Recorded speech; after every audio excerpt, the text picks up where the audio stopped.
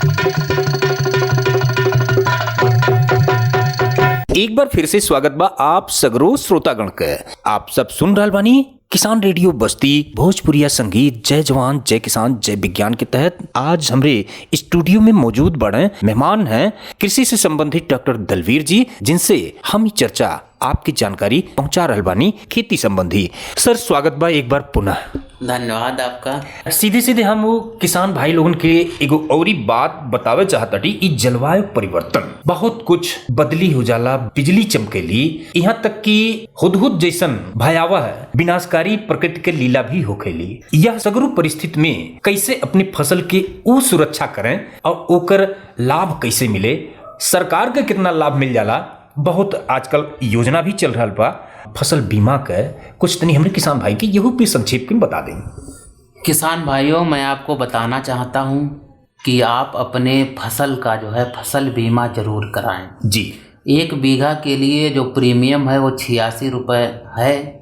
रिलायंस एक कंपनी को कृषि विभाग ने दे रखा है जी। और किसान भाइयों आपको याद रखना है कि जो फसल बीमा होता है वो 31 दिसंबर तक आप जरूर करा लें। अगर कभी कोई दैवीय आपदा आ जाती है, जैसे आग लग गई, अचानक बाढ़ आ गई जी, या और कोई जैसे आपने अभी हुदहुद की बात की, तो इस टाइप से अगर आ जाता है तो अगर आपकी फसल जो है उसकी क्षति हो जाती है, विभाग जो है परसेंटेज के हिसाब से उसका जो है आपको मूल्य देती है जी।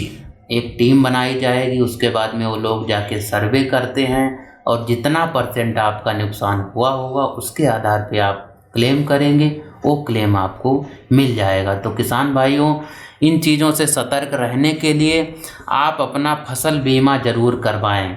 अभी एक विभाग द्वारा किसान पाठशाला का संचालन किया गया था जी, जिसमें गांव-गांव जाके किसान भाइयों को बताया गया है। कई किसान भाई उसमें जो है ट्रेनिंग लिए भी होंगे, समझे भी होंगे।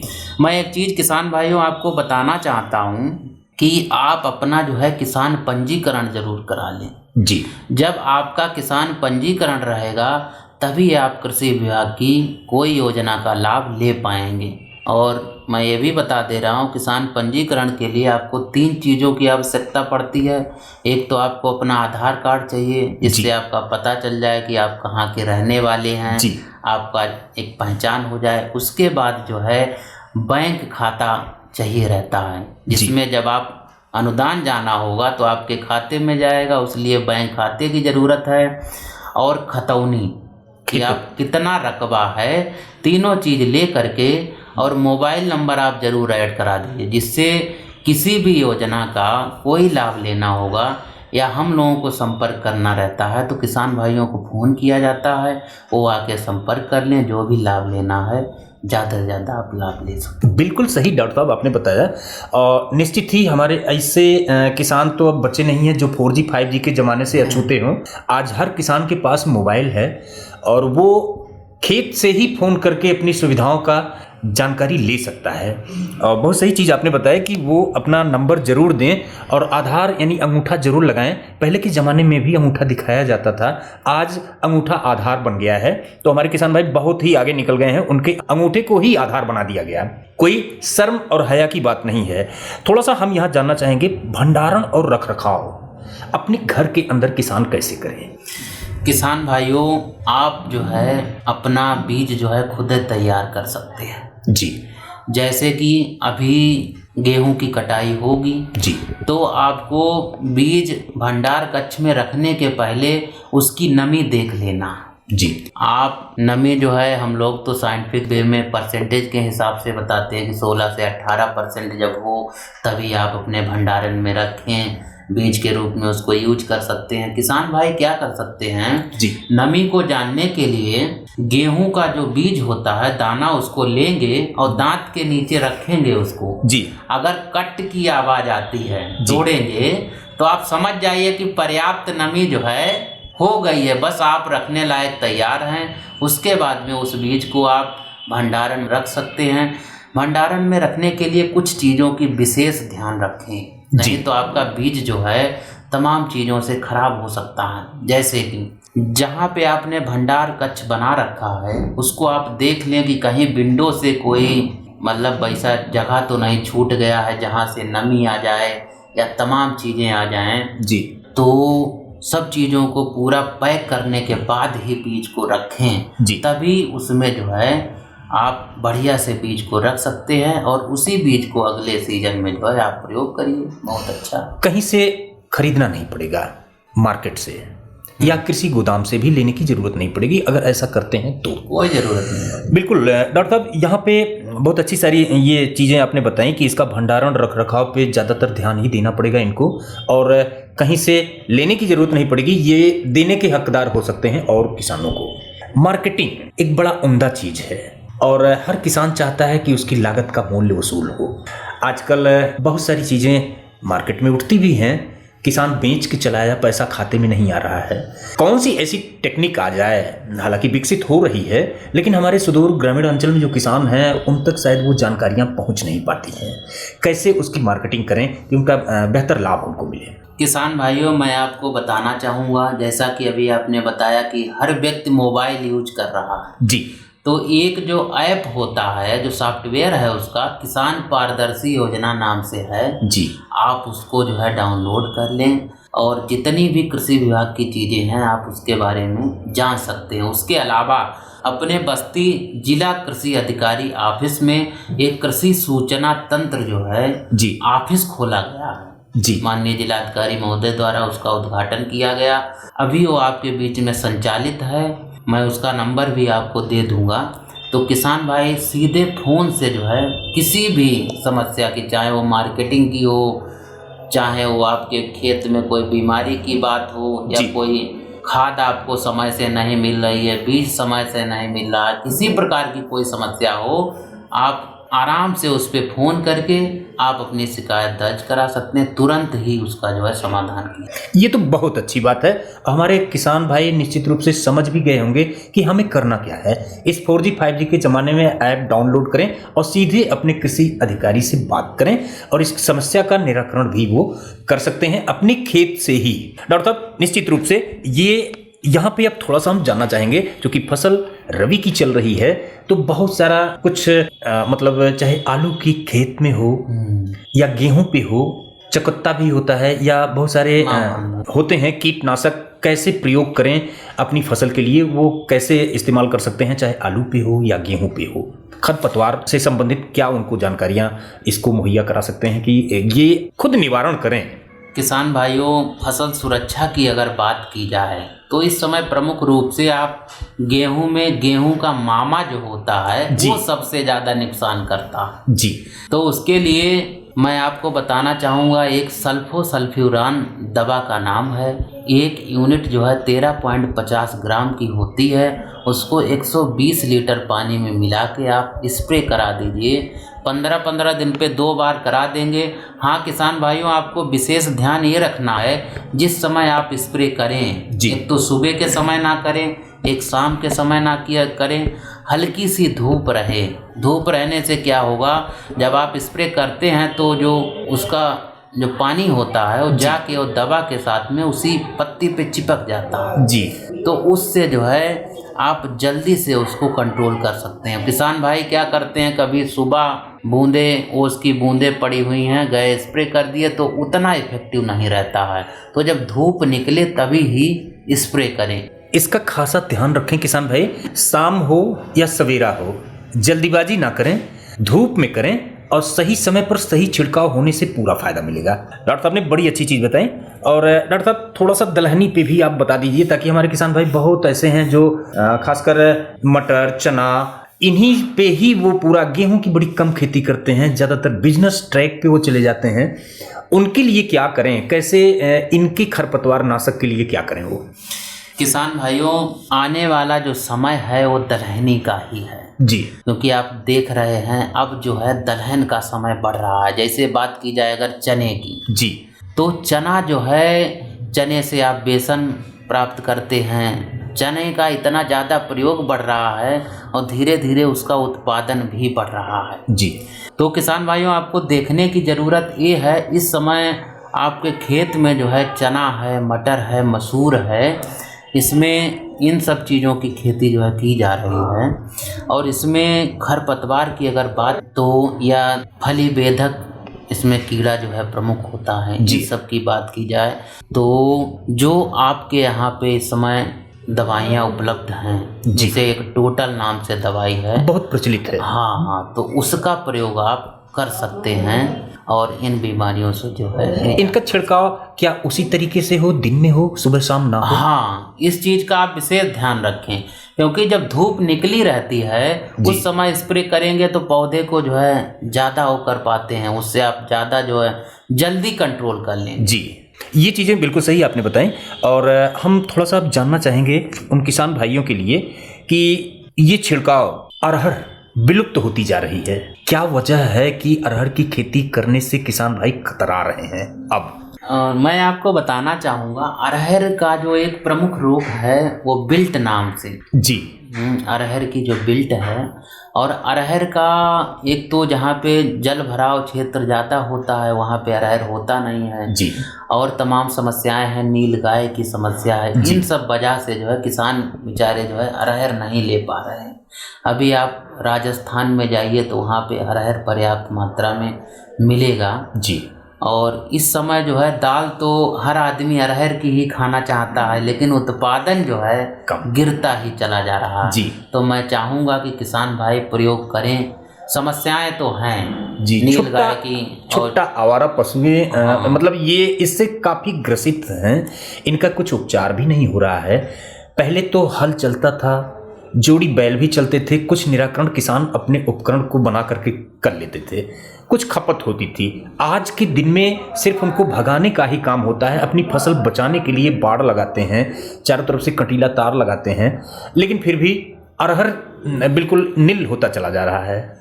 किसान भाइयों, मैं आपको बताना चाहूँगा, जब बात आ ही गई है आवारा छुट्टा पशुओं की, जी, तो सरकार ने एक स्कीम बनाई हुई है। आने वाले समय में जी जो आवारा पशु हैं इनको एक जो है पशु गौशाला बनाई जाएगी, उसमें इनको रखा जाएगा।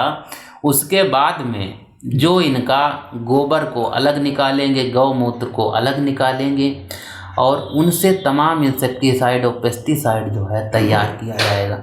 जैसा कि मैं बताना चाहता हूँ जी, अभी तमाम दवाइयाँ जो मैं बता रहा था, किसान भाई स्वतः अपने आप कुछ चीज़ें तैयार कर सकते हैं, उनका स्प्रे करें, वो जैविक भी होगा और कम खर्चे में आपका तैयार भी हो जाएगा। जी, आप किसान भाइयों 10 लीटर जो है गौमूत्र इकट्ठा कर लीजिए जी। उसके बाद में जो नीला थोथा मार्केट में मिलता है, 100 ग्राम नीला थोथा की मात्रा को आप उसमें मिला दीजिए जी। और कहीं गोबर का जो वो लगा रहता है, गोबर का या गड्ढा होता है, उसी में आप उसको दबा दीजिए जी। 1 महीने बाद आप देखेंगे एकदम फर्स्ट क्लास जो है वो इंसेक्टिसाइड आपका तैयार हो जाएगा। उस इंसेक्टिसाइड को आप अपनी गोभी के खेत में, मूली पे, टमाटर पे, हर जगह स्प्रे कर सकते हैं, नींबू पे आप स्प्रे कर सकते हैं।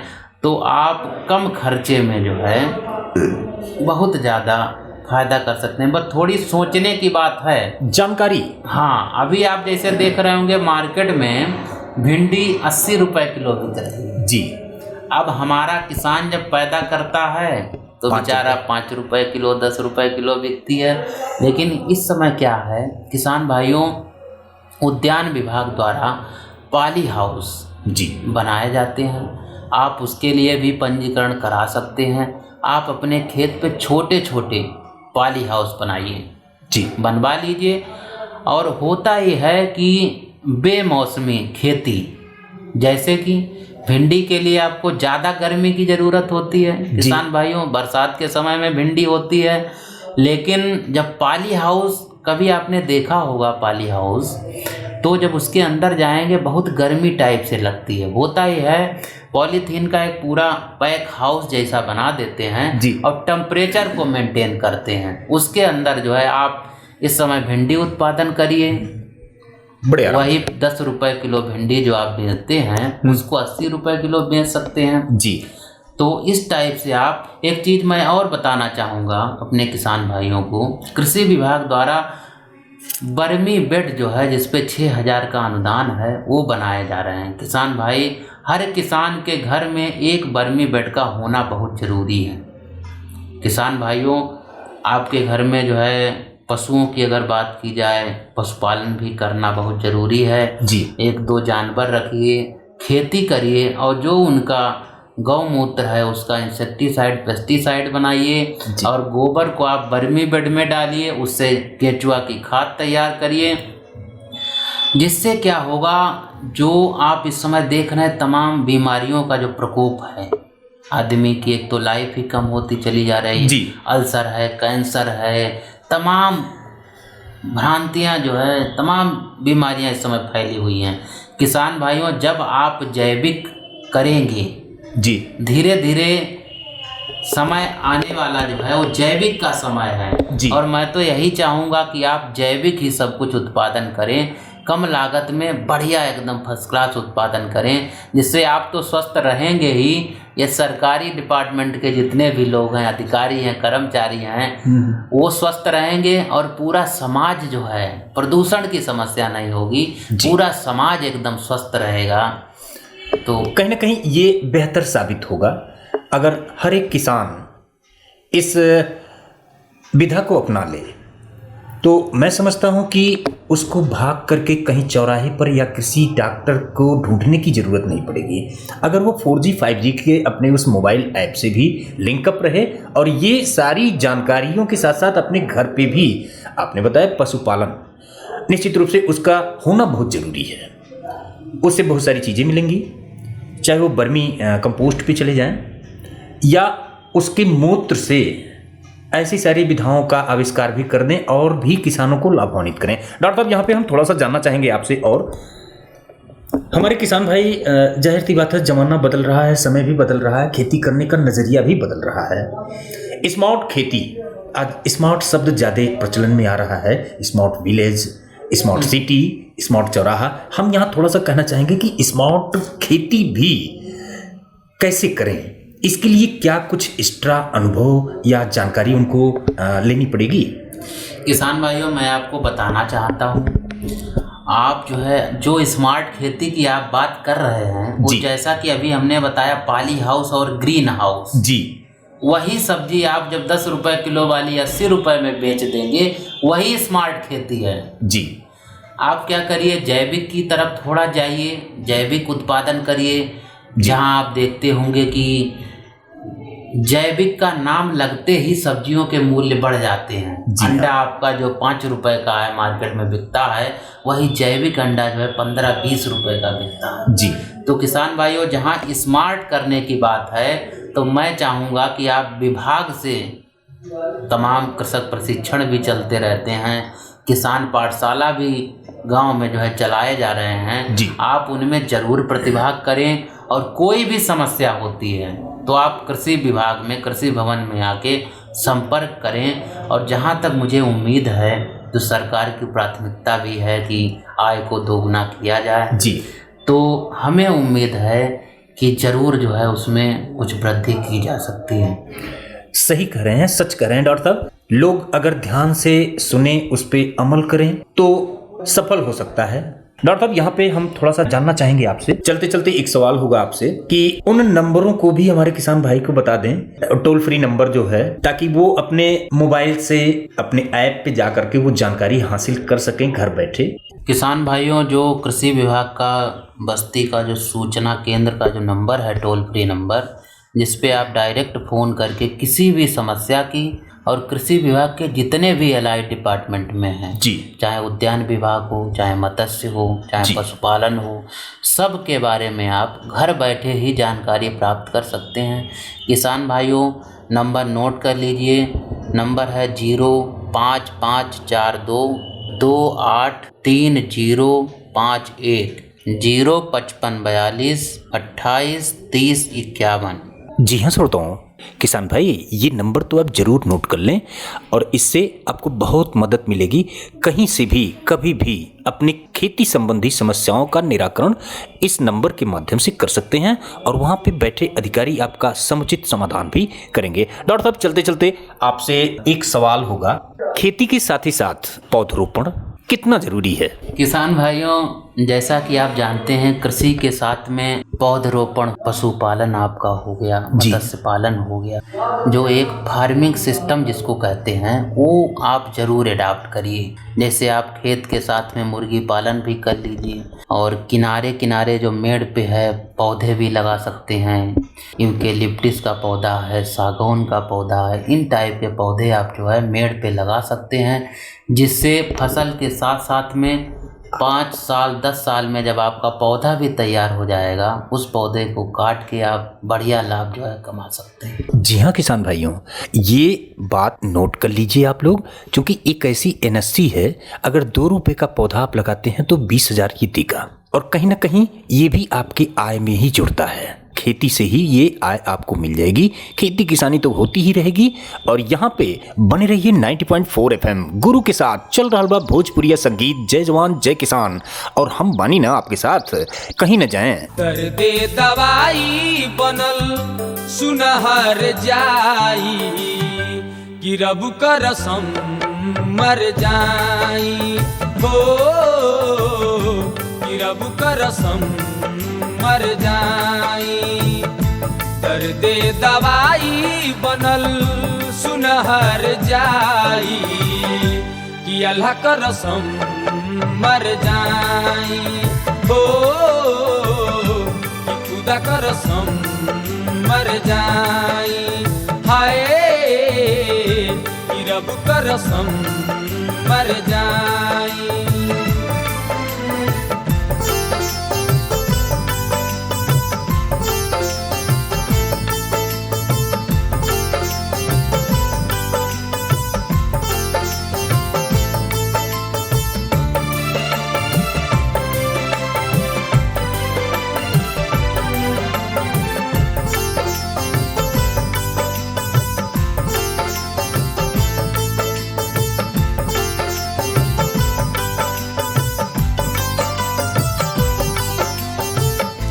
दिलवा में आशा बा तोहरा प्यार के, कहता देखा दी आपन सीना फाड़ के।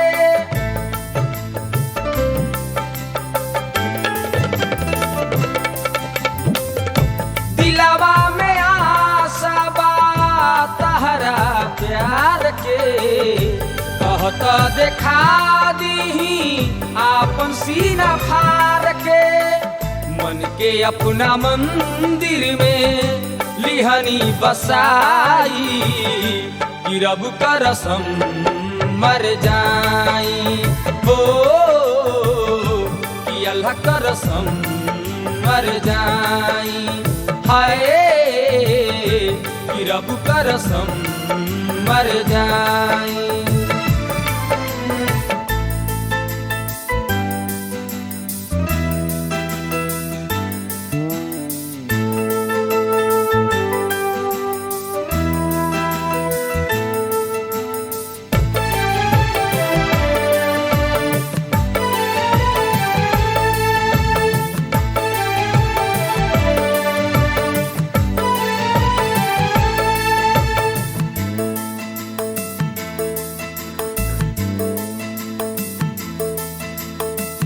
हमारा चिता पर दिया के जरई हो, हमारा लाश के तुम दफना के जई हो।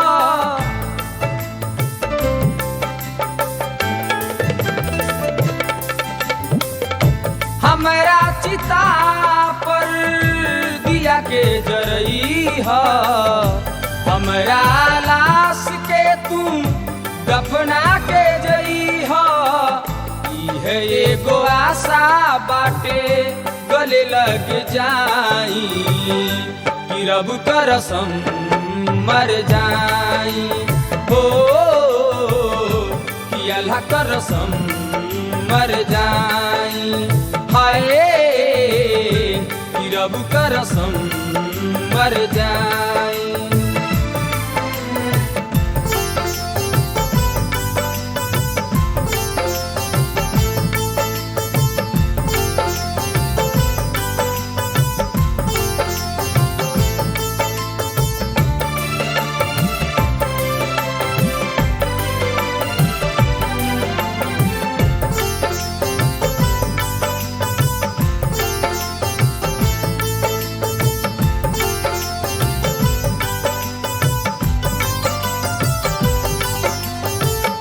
उनके खातिर दुआ मांगी प्राण छूटल जाता, रखी हो हमारा जान के सलामत विधाता।